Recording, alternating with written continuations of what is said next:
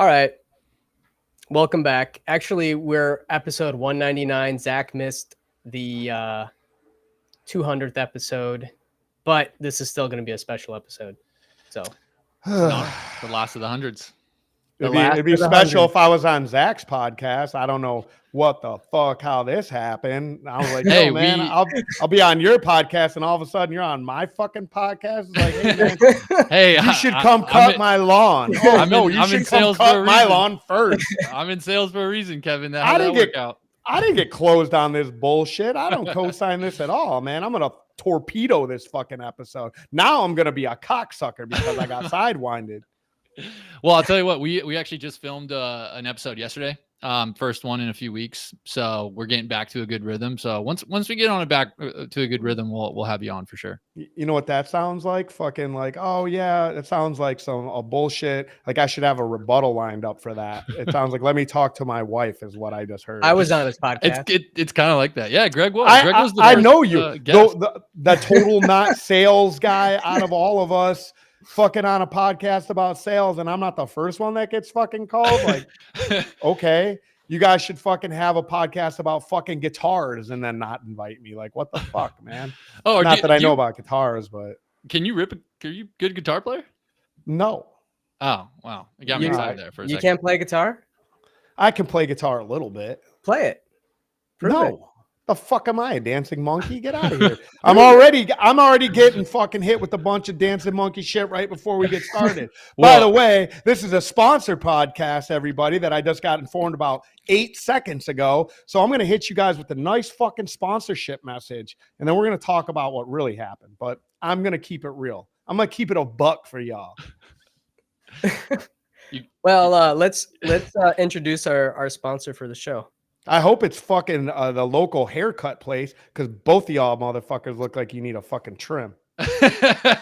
Hey man, I'm looking nice. What are you talking about? No, you don't. You're the first one I noticed, and then I noticed your fucking butt buddy over there doesn't fucking have his haircut. Neither one of you guys. You guys need to get my haircut. I agree. Yes, you do. Yeah. Yes, you both need haircuts. Don't just say that, Greg, just because Kevin's saying you need to get a haircut. Oh, he knows it. I do know. I need a haircut. Said that, I think you should grow it out like another week or two. No, bro, he grew. We should pull up fucking when Greg was trying to grow his hair out long, and it was an affront to everything. Well, everything in the world. When I was a boat captain, I used to have hair past my shoulders, and when I show people pictures of me, like it people can't believe it. It's like wait. Were you driving a boat, or did you actually have a ticket? Like I had my 50 gross ton near coastal merchant mariner card. Yeah. I feel like you're making that up. Ain't nobody with the ticket says it like that. I had my 50 gross ton near coastal. Somebody had a 6-pack. Maybe you had no, it was not a 6-pack. Yeah. I operated passenger vessels, a couple vessels that were COI'd. I worked on fishing charters, sailing charters. Yeah, I was, believe it or not, a legitimate merchant mariner. you just say it like a dork. Oh, that's fair. Okay, fine, fair enough. 50 gross ton. I never heard anybody say this is how we talk on the West Coast. I know you Gulf and East Coast people maybe have a different style, but keeping it real, man. Talk like normal human being, not like a fucking email. Here's your 50 gross ton merchant mariner credential. We just say, I got my ticket. I got my 100 ton. I got my 50 ton. All right. Yeah. We did it. Let's get into this sponsorship, and we got to introduce. Oh, you want me to do it right now? You want me to do the sponsor thing right now? Yeah, go do it. Yeah. All right, here we go. This is what I got in front of me, folks. Ladies and gentlemen, if you're an operator, you've experienced frustrations with insurance over the last few years. It's been a hot topic on the show and in our Facebook group.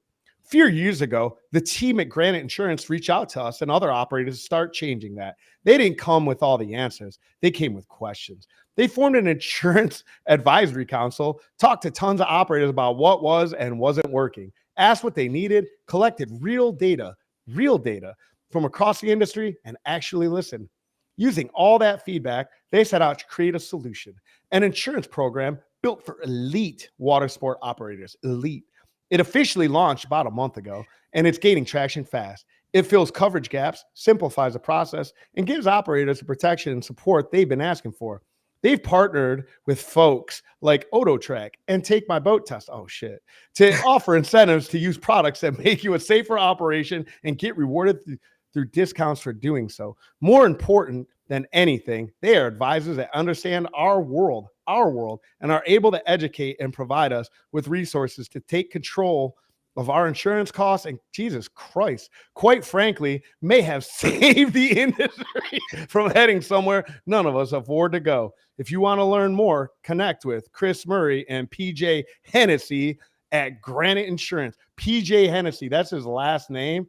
Hennessy was fucking goddamn Jack Daniels taken, man. PJ Hennessy, that's really your last name. Contact PJ Hennessy or Chris Drunk as Fuck Murray. Chris Tequila Murray. I mean, it sort of went like that, but I mean, not in with all that gobbledygook fucking word salad. Here, let's talk about what actually happened. Here's what really happened. Chris Tequila Murray. Again, the guy looks just like me, and we get mistaken for one another. Allowed me to call him up and earfuck him multiple times about insurance and how pissed off and irritated I was, and then told me a lot about how the insurance worked. And then he was like, yeah, we're going to spin up Granite. And I'm like, that's a good thing. I like that. I really like you, Chris. And then I was like, you should offer discounts for Take My Boat Test. And he's like, ooh, I don't know how we're going to make that work. I'm like, we're going to make it work. Or I'm going to show up to your office and fuck you up, man, because I didn't waste all this time without getting some Take My Boat Test clients some discounts. Yeah, so it kind of worked like that. Insurance advisory council, I don't know about all that, but Chris has been an advisory council to me, to himself, for just him alone. He is the insurance advisory council. Yeah, so this is a sponsored podcast, and I like Granite. We're in the process of talking with them right now. For Destiny Water Ventures. It's been no secret that I've used Mike Suskin, RIP, for many years. And, insurance irritates the fuck out of me. I'm not going to lie, it irritates me. They talk in circles. I never get a straight answer. But I did get a lot of straight answers from Chris. And they've worked super diligently and passionately on Granite. And, I mean, we always talk about sales on this podcast, and you talk about doing business with people you know, like, and trust. Those are all three things I find in both Chris and PJ both. I know, like, and I trust them both. I can't imagine that Destiny, we rebind in February. I can't imagine a world where we don't sign with Granite, just because I implicitly trust those guys. So everything, I don't know what I just read, that whole gobbledygook fucking three long paragraphs about, all the things they've done. I'm sure are true. I think I was a part of it. There was a lot of conversations about insurance over the last few years. I can't fucking remember my own kids' middle names half the time. But I will say that I do know, like, and trust those guys, and I think they're gonna do something for the insurance industry and water sports that has not yet been done, which is provide like clarity and knowledge and education to operators who are just literally signing on a dotted line at the end of every year and watching their rates go up without any kind of understanding what's going behind it. So I'm assuming they're using real data. I don't think it's made up data. I do think it's real data. Insurance Advisory Council, I don't know about that, but I will say that Chris picks up the phone every single time I call him, and I have not given him a single dollar to do so. And for that, it's a lot of time and effort and energy to put into something that I definitely stand behind and believe that Granite is going to do a fucking amazing job. So there's the real pitch. I had something to say, but Kevin said it all, and I'll just leave it there. Give Chris a call, Granite Insurance. You can hit Chris up on also our Facebook group. He's in there. He's always commenting. PJ's there too. Go to Granite Insurance website and go from there. That's a thug ass last name though, man. I'll say Hennessy, PJ Hennessy. That's you know what tastes good with your peanut butter and jelly? Nice glass of Hennessy to wash it back down, man. Hell yeah. And in fact, I'll say I've had a lot of customers drink the fuck out of Hennessy and wreck my boats, man. So I would tell you, if they don't cover that shit, PJ Hennessy, you're going to be in some deep shit. Oh my God. This is probably the best ad spot ever. I mean, it's the best ad spot ever. I'm telling you. Kevin, that was good. Hey, you know what I tell our sponsors, man? Look, I don't give a shit if you sponsor or not. I don't give a shit if you use Granted or not, man. You want to waste your time, money, and energy? Fucking go use the same dipshit you've been using, man. I don't care what you do, but fucking if you want to, you know, do something right with your money, trust Granted, player. Perfect. All right, well, let's some editing there for Tristan. Tristan's like, I don't know what you want me to keep from this. Like, that was just a rambling. Well, maybe we let Chris listen to it and then he can give us some feedback. Oh, get out of here, man. No, sir. Nobody listens to my no. That's like telling the person that you interview like you're gonna have final edit, dude. No one gets final edit on my shit. That's gold, baby. That's gold. All right, moving on. Well, we have a special guest today, Zach Eischen from WaveRez. Arguable special. Arguable. Okay. All right. Nah, you know I'm special, Kevin. I know I'm special to you. You make me feel that every time we talk. I'm sure. So no surprise, Zach is one of our team members here at WaveRez. Our head of sales. He was brought on. Actually, we celebrated 1 year with us on Tuesday. Yep. So time flew by. And Sure you know why we brought Zach on the show was, you know, Zach. Yeah, let me know because I don't even fucking know. Well, the thing is, you know, just like Zach said, he, you know, was a merchant mariner. He's ran water sport companies. He's not like your typical software sales, you know, rep. He actually has been in this industry and he worked it, and he's talking to hundreds of y'all every year, and he's learned so much. And, you know, today we're here to kind of like learn from like what he's hearing in the market, you know, where things may be falling short and where the market might be heading. And I think it's just it could be a really valuable conversation. So what you're saying is this going to be a huge pitch for WaveRez? So first I gotta read my notes on Granite. Now I got to read my notes on WaveRez. What's next? At WaveRez, you get to work hand in hand with today's res tech professionals. I'm going to make a social contract right now, especially for everyone listening. First of all, thanks, Greg. Thanks, Kevin, for having me on the show. It's been awesome following this. Congrats on doing an excellent job at the port 2025. Everyone's already looking forward to 2026. This is not going to be like a Suedo WaveRez pitch. I'm looking forward to. Wait, what was the word you just used? A Suedo WaveRez pitch. What the fuck is a Suedo? Suedo is like a rogue or behind. Yeah, you got to use small words for this guy. Yeah. No, you don't. You just have to pronounce the word pseudo correctly. P-S-U-E-D-O. It does not spell the word Suedo. Okay. Pseudo. That's fair. See, this motherfucker said Suedo. Get out of here. Bro, have you been talking to girls saying like, yo, man, this is my Suedo game? I'm like, okay, some Suedo. Oh, man. Yeah. All right. That's fair. See, I can hear it. I can hear that.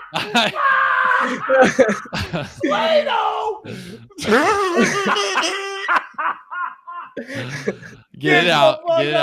See, like I'm happy to provide that to Kevin right there. You know, Suedo. I'm happy to provide that. Yeah, no, I pronunciate words wrong all the time. I'm a human. I appreciate that. I am a human. Oh my god! I liked it because you lined me up like I was the dumbass, Greg. That's that's so good because you lined me up. And when you said Suedo, I was like, man, please let it be a word that I don't know. Let that be a word that I'm learning for the first time. On everything that I hold holy, please do not let this man be fucking trying to pronounce pseudo. That is good, man. No, that's fair. I hope whoever edits your show doesn't even take that out. Like when me and Branson are doing ridiculously professional, which by the way, we'll soft pitch. I'll pitch that probably more than WaveRez. There you go. But we like keeping those things in. Like it's just we all make mistakes. And, I've also been prepared for the show. I've seen quite a few episodes. I know Kevin's technique is to try to kind of get under someone's skin to like get them to open up a little bit and you know, like bring out that full person, not just the person who's looking at the recording, if you will. So I appreciate that. I've been prepped. That's not a tactic. I just like to get under people's skin. You just naturally are good at getting under people's skin. No, I think that man, when I'm getting beat up, dude, when someone's bust, you know who's really good at actually getting me pretty good is old Kai Capro, man. He's good at making fun of me.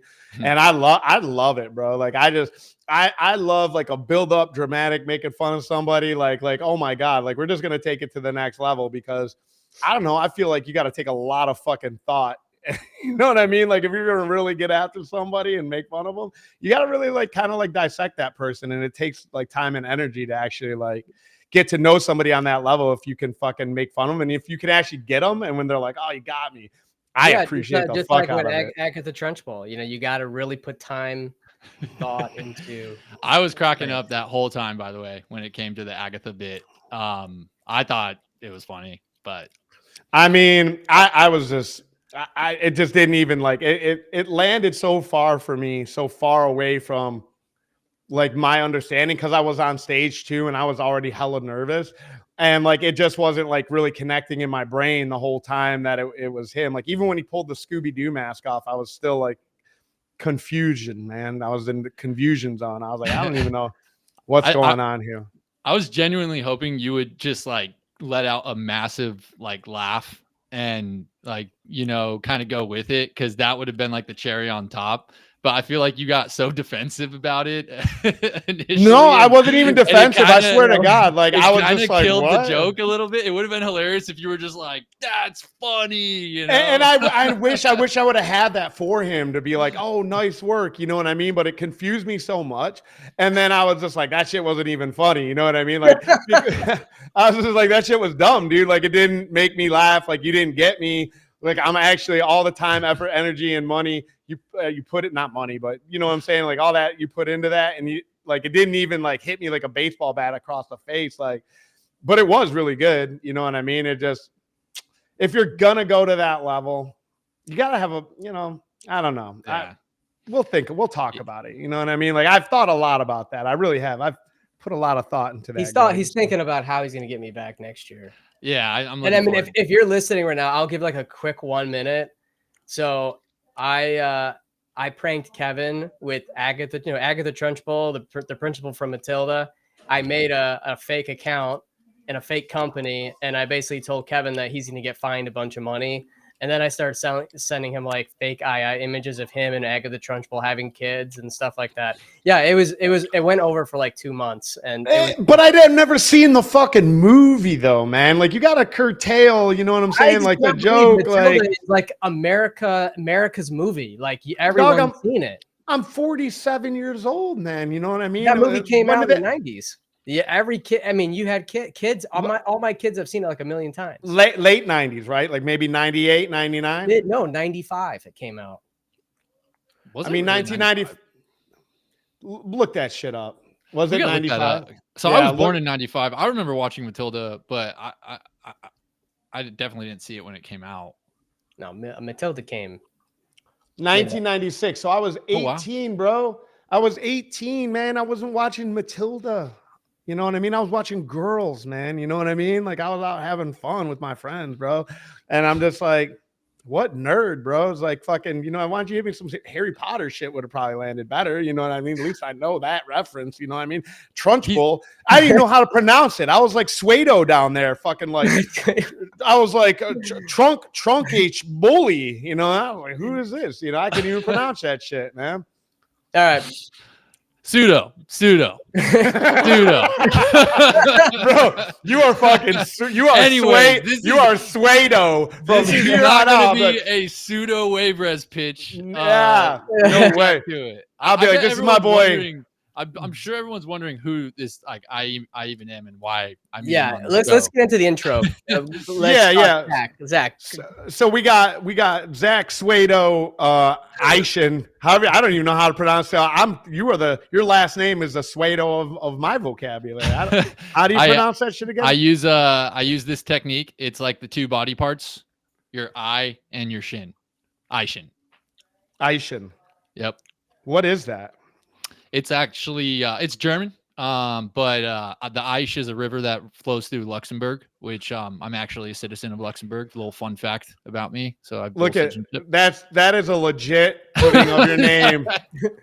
in my shit. Zach Einstein. Like I just until I saw it again, or when we were at the conference, actually, when I realized that your last name was not Einstein. Like I thought it was Einstein. I was like, man, I wonder if he's related to the one and only. I'm like, I literally thought that you might have same bloodline as Albert Einstein. Well, hey, you never know, man. You never know. Yeah, but Wow. no, yeah, Eischen, like the two body parts. Yeah, and he wasn't even listening. Yeah, like Eischen. Yeah, there you go. Yeah, Eischen, like the two body parts. Zach Eischen. Full name's actually Zachariah. Not too many people know that either. It's wild. You got a girlfriend. I'm not gonna lie. I'm shocked. Shocked by that information. It's Zach Eischen. It's like the two body parts. She's like, what? She's like, you wouldn't understand it. I'm pseudo intelligent. I'm a pseudo intellectual, as I've been called in certain esteems in the college. Maybe I'm not gonna push my podcast too much on this. You can line me up every day. Hey, look, when I come on your shit, you can fucking be like, you can make fun of me about reading off that goddamn teleprompter at the well, port. this is the difference between being an owner and an IC. Is like you can say whatever you want. If you come onto our show, we're not gonna be able to like go live because we're ICs. You know what I mean? We're not. What's that mean? What's an IC? Individual contributors. You know, we don't own businesses, so like we got to be careful about what we say. And not at all. No, man, you gotta just be yourself, bro. You say whatever you fucking want. When we started this podcast, we had potential people that would be sponsors on the show, and I was just like, "You're a fucking idiot, dude. Your product is dumb, and nobody likes you." And I was fine with it, and I think our audience was fine with it. They loved it. Yeah, your personality is a hit here, and like that's what's so fun about working in the water sports industry. It's just like a really fun place to be. You know, it's a one of a kind operator and one of a kind. He's getting ready to say something. Just say it. What is it? No, I'm not. I'm listening. Yeah, I thought he was getting ready for some. No, if I put my face against a mic like that, I'm like listening now. I'm like, I'm literally shutting myself up. Oh man, that's funny. That's funny. I mean, you got me right now, bro. Like my wife, to troll you guys, told me to put on this bathrobe before I got on the show. Neither one of you have said a fucking word about it. Like, bro, you could just have roasted me. You'd be like, who the fuck are you? Hugh Hefner? Like, did we stop you from smoking a fucking pipe earlier, dude? Like, you couldn't put on a t-shirt for the fucking show. You got to wear your fucking Versace bathrobe. Like, what did Steve say to me? He's like, I feel like a guy who wears a Versace bathrobe wears sunglasses indoors. Like, oh my God, 100%. You could fucking just God, I gave this to you, Zach, to get me. You really wanted that, huh? Bro, I was like, you could flame me right now. I'm giving this to you. It's a gimme. I think it's kind of tight, man. Like I don't got a problem with it with the gold chain. You got the tat showing underneath. You got the backwards hat, and you know you're with the times with the new with the AirPod Maxes. So is that a low key diss? Is that like no, man? I'm gassing you up right now. Actually, you got it going on. but hey, look, I think this is a great introduction to you because, like, I swear to God, like, I could do. Zach and I talked about hitting the road together for Take My Boat Test and WaveRez, and I could do this back and forth with you for. Whose phone is that? Is that your phone? It's not mine. Oh shit, yeah, that's mine. Potential spam. Yeah, I could do this with you for 8 to 10 hours, you know, just bullshit. And this is what happens, you know, like this is how Zach got Destiny Water Adventures over the line on for WaveRez. I just let him call me Einstein, everybody. That was in secret. I was like, this is why I trust you, bro, because of your bloodline. And then once he signed the contract, I was like, yeah, actually, it's like Eischen, like the two body parts. The two body part. That's a terrible way to do it. I've gotten really positive feedback on that, actually. And like a lot of people have said, like, wow, like it's how you'll never forget the name. You know, it's like one of those things that like gives a landmark reference for a memory. And people remember, you know. I will forget that. I promise you, I will forget that. I'm sure you're going to keep on calling me Einstein, no doubt. Definitely. Which to me is like, I take that as a compliment. So yeah, I'll be like, Zach's really smart. He's like a pseudo Einstein, you know. Like... I love the pseudo call out. That was solid. You know, it's like one of those things where like, you know, when you have like something in your teeth. And, you know, there's type of people who don't say you have something in your teeth. And like, those are the people who I actually get like a little bit more annoyed with. But you're the type of person that's like, you have something in your teeth and I am going to tell you. And I actually appreciate that. So I might bring over 5 people and fucking before I tell you. So it's like, oh, now everybody, and I'll build it up. Now, let me tell you, if I do this, I'm listening. But if you see me getting like if I do that, I'm lining something up. Like that is the dead giveaway. If we're playing poker together and you see me get like that, like get ready. Kevin's getting ready to make a fucking play, dude. He's definitely got something lined up, dude. That is my Greg knows the moment I do that, just like go quiet. Kevin's got something stupid he wants to fucking say that he thinks is hilarious. Maybe everybody doesn't, but he does. And you know what? That's what's important. Yeah. You threw me off though. Like it really did. It was like a pattern disrupt when you just like put your mouth on the mic and just like stopped moving. I was like, what's wrong, Kevin? Like, what do you need to say? Bro, but hey, big shout out. Cause I got to tell you that, I use your roulette strategy, which at first, and I was like negative on only because I knew it was an even money bet. Like what you were describing was an even money bet. So, all right. So for context, we're in Washington, D.C., and I'm playing roulette like a madman. I got really lucky. I won some money. But Zach had a strategy. And if in roulette, like if you're unfamiliar, there's 3 columns, right? And long story short is that if you bet 2 of those columns, all right, you're a 2 to 3 favorite, but you're only getting a 1 to 3 on your money, right? So they cancels each other out, and it's what's called an even money bet.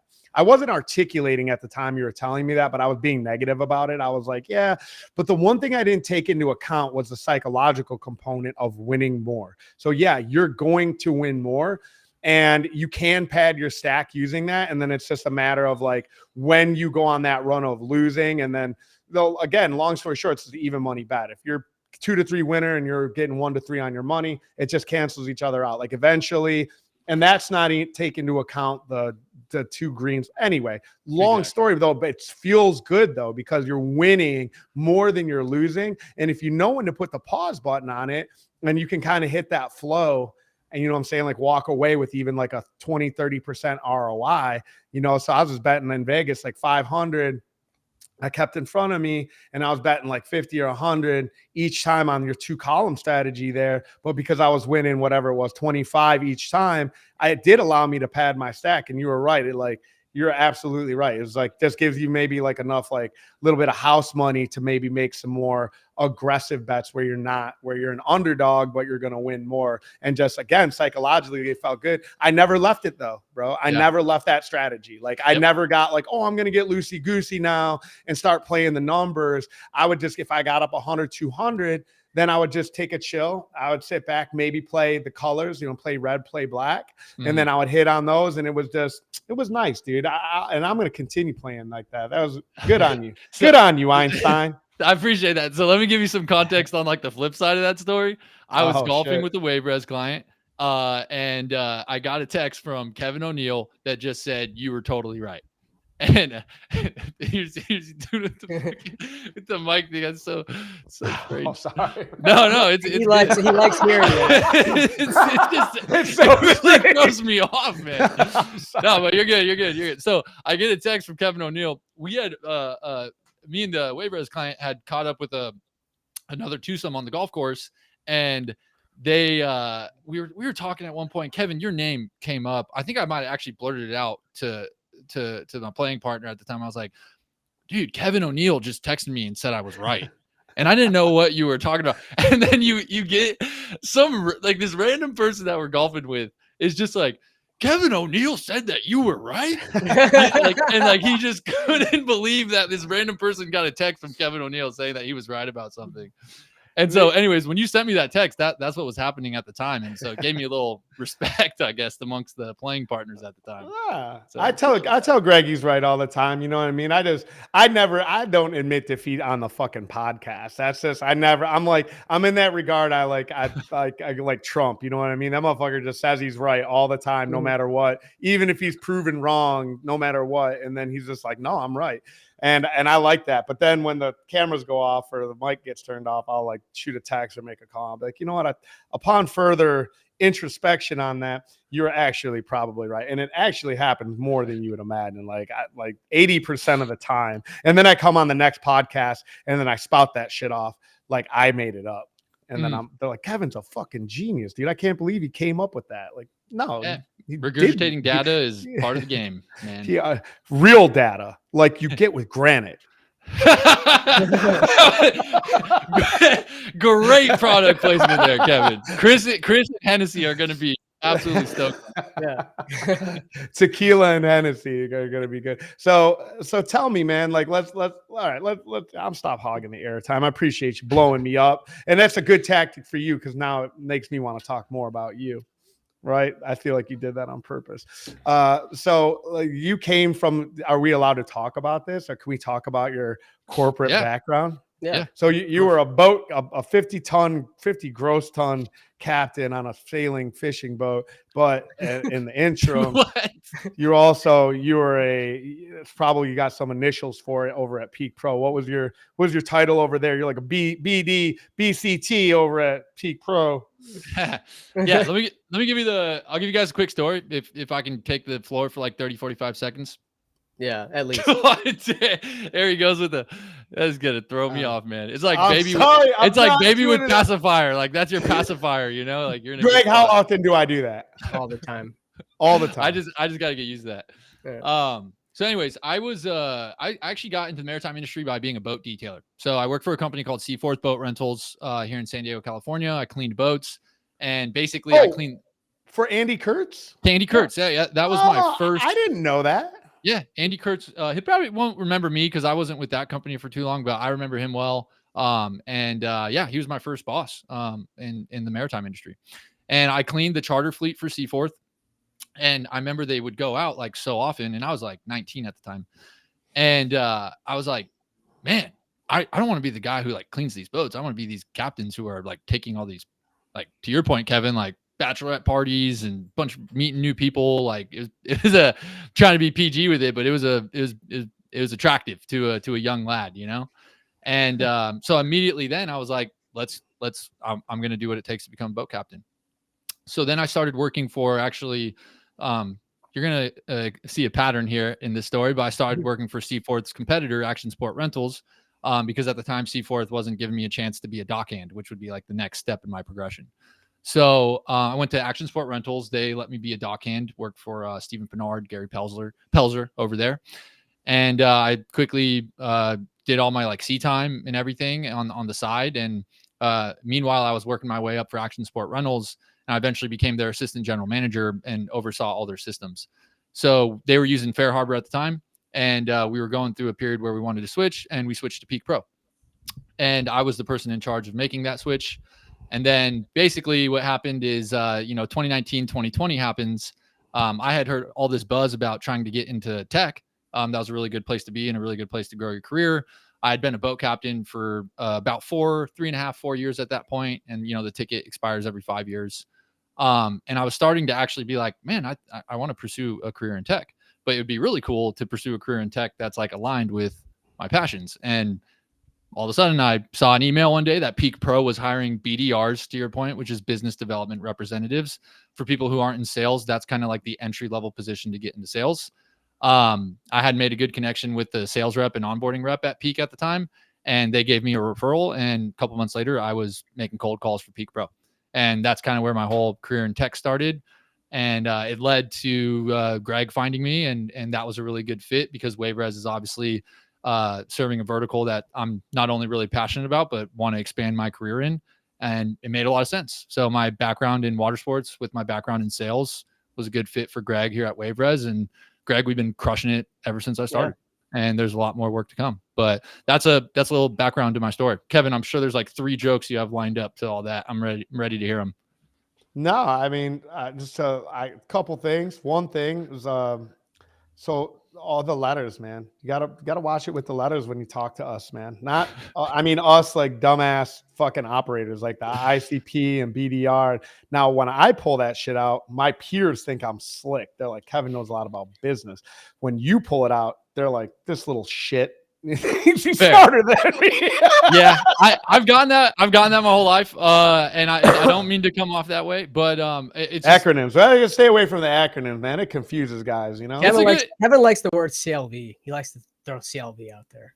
See, I like I'm not even familiar. What's CLV?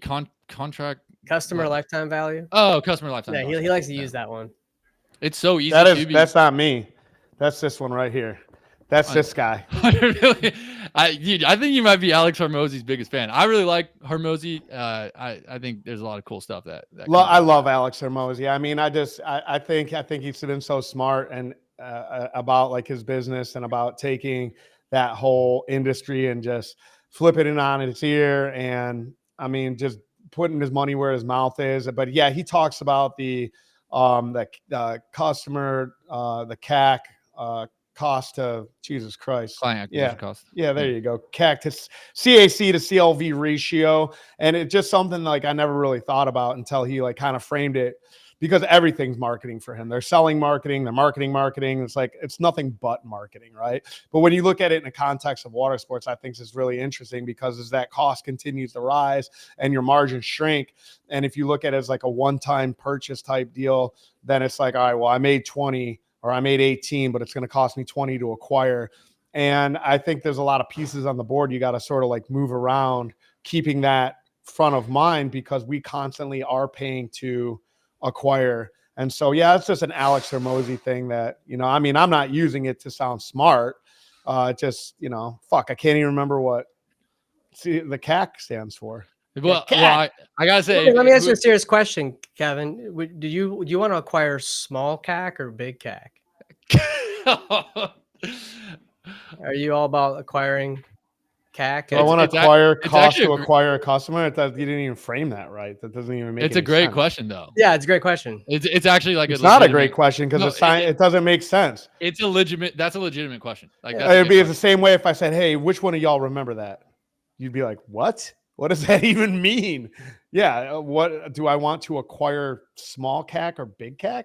The question. It's first cost to acquire a customer is what CAC stands for. So do I want to acquire a small cost to acquire a customer? Or do I want to acquire? You ruined the joke. But I didn't ruin it. He did it again. Greg, I think he has a problem with you telling jokes, because like that what he just happened right now is what happened with the Bathilda thing. No, not at all. I appreciate a good fucking burn. And if you're going to fucking burn me, make it make fucking sense. I don't know who Matilda is. It doesn't make any sense if the person is fucking confused about the joke. If the butt of the joke, i.e. me, fucking doesn't get it, then it's kind of like lost. You know what I mean? And I'm not doing it purposely. I'm not like, yo, fucking duh. No, I'm just like, I don't understand this. I really don't get the joke. Well, real quick, I gotta give a shout out, because whenever someone talks about Hormozy, he'll be the first one to bring this up too. Like, the mastermind behind the Hormozy Foundation is Layla, his wife. So gotta shout out Layla Hormozy, because like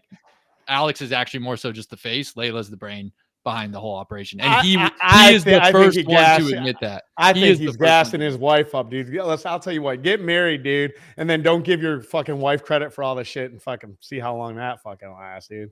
Well, valid, but you know, everyone got that joke, Greg. Everyone understood my little funny that I made there. No one was fucking. Everyone's gonna get very confused about it. Listen, if you made it this far in the show and you've got that joke, DM me so I can show to Kevin that you understand that joke. Yeah, fucking. The only thing Greg wants you to fucking DM is your CACs, small and big. It's important to understand CAC. You know, you really get to know someone when you know their CAC.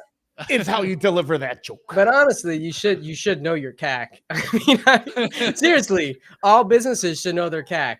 Yeah, nobody knows Greg's own CAC like Greg knows. I know our CAC. He spends the most amount of time focusing really well. Okay, I mean, all jokes aside, you can ask me how much what's our CAC for WaveRez. I know the next sort of thing I want to highlight, Zach, is that like you don't know behind the scenes how much Greg loves you, and I just wanted to make it clear that whenever you need some more money, he's gonna come off of it, dude. Whatever. You hold all the chips in that Hey, you fucking got him by the fucking cack and balls, my man. I gotta give you credit, Kevin. You're good at like bringing things together. Like, like you'll bring a good joke together, like from the past. Like that's a really good sign of like a good callback, like a good comedian, but like a Thank good you. just like social awareness. You can bring the joke back in. Appreciate you gassing me up, Einstein. That's why you're smart. Not even pseudo intellectual, full intellectual on that catch. Well, I gotta like on the note of something you just said, like this is what's really cool about being on the show. Is that as a seller, you don't really get to like show your real personality a lot, or like you try to, but to most people, you're just like a salesperson, So I'm like that's why I wanted this to be like more of a not a pseudo not a pseudo WaveRez pitch, because I really want to take the opportunity to like I love this industry. I've been in this industry for 10 years. I have never really gotten the platform to really show operators who I am beyond a product platform demo. So really just looking forward to showing some insights into Hey, I reached out to you a couple weeks ago, man. Greg said you needed like a big up, man. He said you've been working a deal and you fucking got right to the finish line and then they fucking ghosted, man. Yeah, that happens. That has happened to me plenty of times in my career, and it's something that will continue to happen. And it's just part of being in sales. Like you can't win them all. I think what's really important there is when, and probably in any business situation, when you're hit with something that kind of just really sucks, for lack of better words there, you got to have a process to bounce back. So that's definitely something I've found, and I needed to step away for rest of the day and just kind of get centered again, and then just get back to the focus and understanding that there's always more opportunity. I think it's super easy to get super focused on like a given stat like CAC or something, or get super focused on a goal, get super focused on a certain acquisition, that you can lose sight of all the other opportunity around. So that's honestly what happened is, we lost a deal. It sucks. But then, Greg was actually the first to come and say, hey man, there's still so many to go win. And that was like a great reminder just to get back out there. But it happens, and it sucks when it does.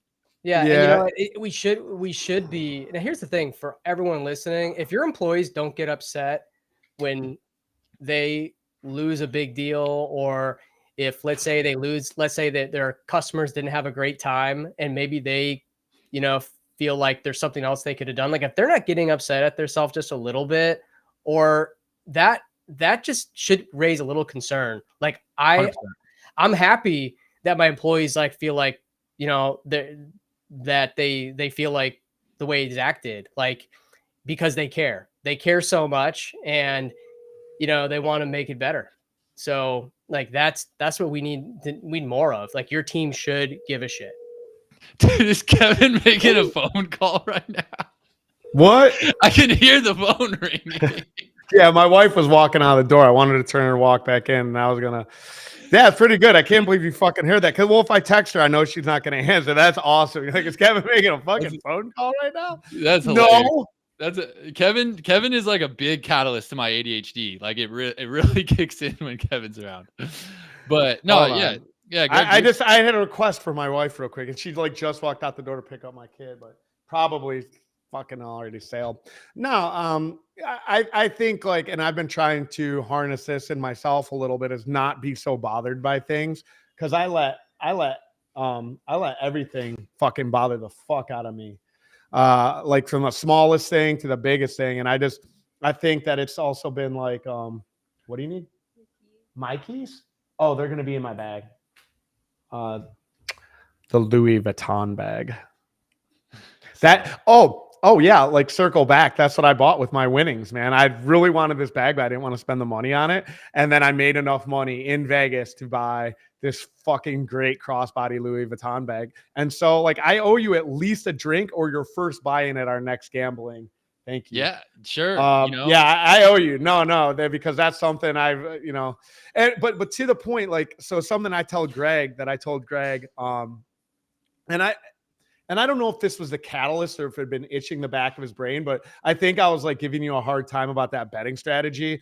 And then I said something to Greg, just completely unrelated to that. But I was just like, oh man, I've just been so negative lately. And Greg's like, yeah, I've been meaning to say something to you about that. And I didn't know if like me like kind of crapping on your like really good strategy had anything to do with that, but I kind of felt like maybe it did. I don't know why. I don't know. No. Greg, no, was that? No. From my end. Yeah, no. okay. Listen, like I'm a pretty callous guy. You know, I have to. You're not the only one who's Cynical. like this, Kevin. You know, Every sales we guy are is serving the cynic, water sports yeah. industry. I've been told some pretty gnarly things in my career. So no, yeah, you're good, man. No need to apologize. No. But no, it just highlighted something where like I'm like, oh man, how many things have I been being wrong about simply because I just get so negative about shit sometimes, man, that I'm just like, it's terrible. It's dumb. Don't do that. That's stupid. You're an idiot. Don't do that. It's horrible. You're an idiot. Blah, blah, blah, blah. Like, I feel like I got a fucking steel man. I like want to be proven wrong. And this is from sales. I'll just be like, well, if I'm selling like a sponsorship, I'll be like, all right, so here's the pushback that you're going to get from an operator. Now I want you to steel man your position and tell me like why I'm wrong. So I feel like I do that so much that maybe I got sucked into it too much. And I'm just like, oh man, I started believing my own bullshit. Because if you've got an idea and you're like bringing it to, like you guys did it earlier. And I wasn't like super, obviously I made you steel man. And then I also presented the other side, which I've been really trying to work on, is going like, all right, now let me switch before you steel man and let me see if like this is maybe the upside to what you're trying to bring to the table. And then you guys were like, yeah, that's like what we're super interested in. But then I also want to go back to that, the barrier, and say like, okay, how are we going to, raise the barrier? How are we going to get over the barrier? What are we going to do to, mitigate this downside, which could be like a real concern. Mm-hmm. Whereas I feel like Greg sometimes just immediately is on the, here's why it's going to be awesome. Okay, I hear that, but let me tell you why I think it's going to be shit, and then beat me intellectually, joust with me on that argument. Just so all the pieces are on the board and we're all like, You just described like what most sales processes are like, by the way. Like yeah. That's like pretty much the process. Like even the note of you saying like, oh, like, this roulette strategy worked. Like you can't like just force people to think a certain way. And me, Greg, we deal with this all the time. Like we really truly feel like what we can bring to the table on our side of things is extremely valuable. Some people might not see that initially. Some people might call you Einstein and tell you how to properly pronounce words and, attack you. And then all of a sudden, but this is how it works. And then 2 months later, they go try out an idea that you said. Bro, I would go back to that fucking deal. I'd listen to the one that you lost that you felt sad about. I would listen to the call recording. And if at any point that you kept on saying the word fucking Suedo and be like, oh my God, this is why I lost the fucking deal. This guy's a fucking moron, dude. What the fuck is Suedo, man? And then it's like, don't step on my blue Suedo shoes. Like, what? This guy's trying to sell me on tech? Fucking, oh my God, he can't even fucking read. You illiterate fuck. But I don't even know how it went back to Suedo there. I would go back and listen to the call, dude. Fucking, that's what jammed you up, man. Fucking, yeah, no. It could have been. It could have been, but it definitely was. People are going to believe what they want to believe and do what they want to do. But it is a really rewarding feeling when someone comes back to you months later and says like, hey, your roulette strategy was right. Your roulette strategy was right. Hey, I want to give WaveRez a shot. So awesome. I know what hurts the most, right? Is when you make all of the great compelling arguments, when you've gone through, and it's not just bullshit like some Jeremy Minor, Grant Cardone, objection handling horseshit. It's like, no, man, I've like really like, I know Greg has gone through the process of actually not just like handling objections, but building solutions to those objections, right? And they're like real solutions to those objections. So like, all right, have we figured out everything? And then they pose every single fucking wall, you knock it down. You're like, yeah, and that's why we've done this, and that's why we do this. And we've thought about that even back to the initial conversation before we got on the podcast about you guys, you know, monkeying with your pricing or whatever, or changing that around. I'm not going to reveal that, but and here's why we thought about those objections, and here why we think this is going to make sense, and we can show you where this really works well. And then you get all the way to the fucking end, and they're like, man, you're right, that sounds really good. And then you're like, cool, man, like here's our next step. When's a good time to onboard? And they're just like, nah. And then you're like, what? You're like, wait, the objection, there's no way to get past a nah. No. like really, you cocksucker, dude? You don't have anything for me other than just like, we don't feel like it. That's fucking cool, man. You don't feel like it, you motherfucker. You know what I feel like? Killing your whole family. Shit. You know what I mean? I just spent all this fucking time with you, and fucking now we're just too don't feel like listen, it. Like Kevin, fucking burn in hell, dude. That is part of the process, though. Like part of my process too is wanting to hurt people. But that's committing to it, actually. But that seriously, like that is just a step, because I think what happens in sales, and this is not just like about tech sales or reservation technology sales. This could be selling someone a charter. We get so focused on the outcome. Like you get so focused on like, what am I trying to do here? I'm trying to acquire a new client, you know, that you can kind of forget about the journey. And, you know, frankly, some of the biggest fuck the journey. No, hear this out. Some of the biggest, best, and most impactful deals I've closed in my career took more than 365 days of constant contact, you know? And how many times in that process was there a note in the CRM that said they told me to screw off, you know? Multiple times. But you just keep showing up. You keep doing things like this. You keep proving that, you know, you're trying to help and be, frankly, to serve an industry. And eventually people start to see it. And for me, that is the most rewarding part of what I do, is that moment when people see it and they realize that you're trying to help. Your paycheck. No. Your paycheck is the most rewarding piece of your career. No, the paycheck is incredibly important. And the most like the paycheck gives me my most impactful thing ever. Gives me that quality of life. I believe it or not, paying your fucking mortgage. Super impactful. I'm a pretty sentimental guy. And you know, my goal in this episode is to show more of myself. And I'm serious, man. Like I truly enjoy doing what I do because of those moments. Yeah, of course, paychecks are great. Of course, commission checks are amazing. I'll be the first one to say that. That's not the sole focus on my mind, though. Like, mine is. Yeah, well, mine is 100% money.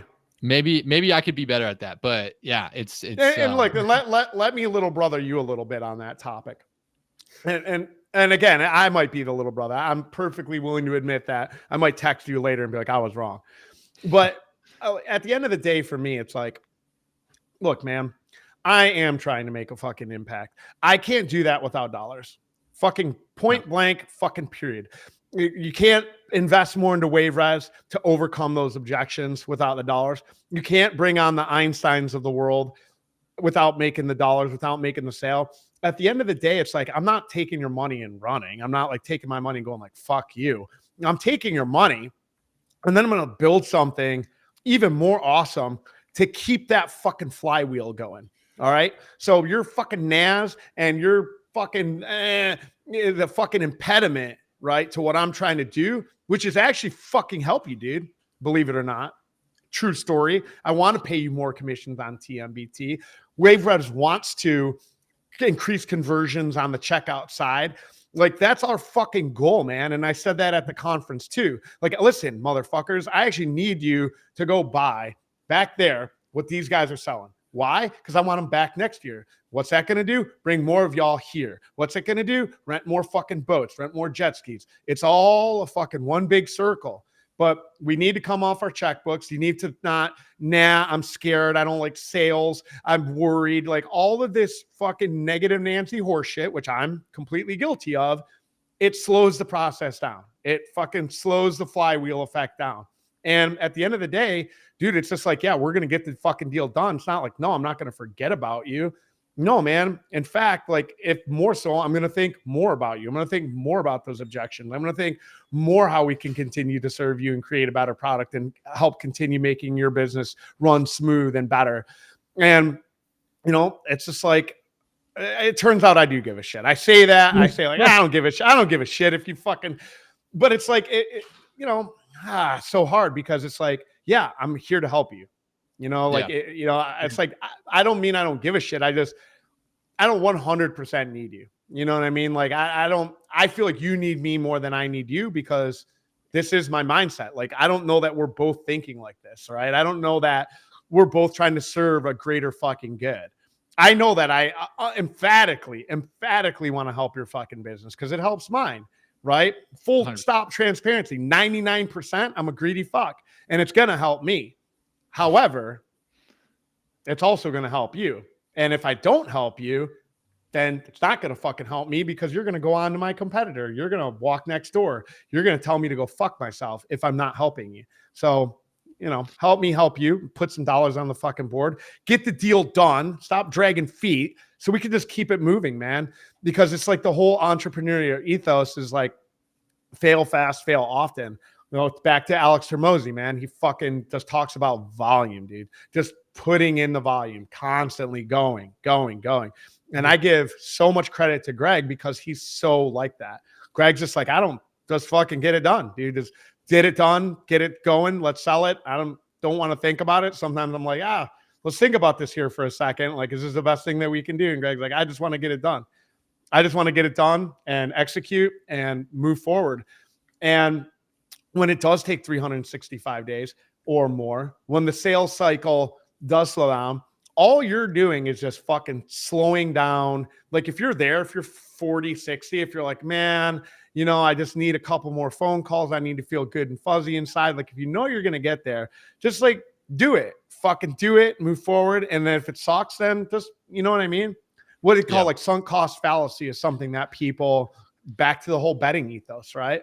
Mm-hmm. It's just like, oh man, I've already, you know what I mean? I've already bet so much. I've already invested so much. Like I have to keep my money in this fucking thing. No, it's fucking gone. It's done. It's fucking backwards. And I think if you just don't continue to move forward and just fucking, and again, you don't have to say yes to everything, but if at the end of the day, the only rebuttal you have left is, I don't feel like it, it's not a right time, you're just fucking selling yourself.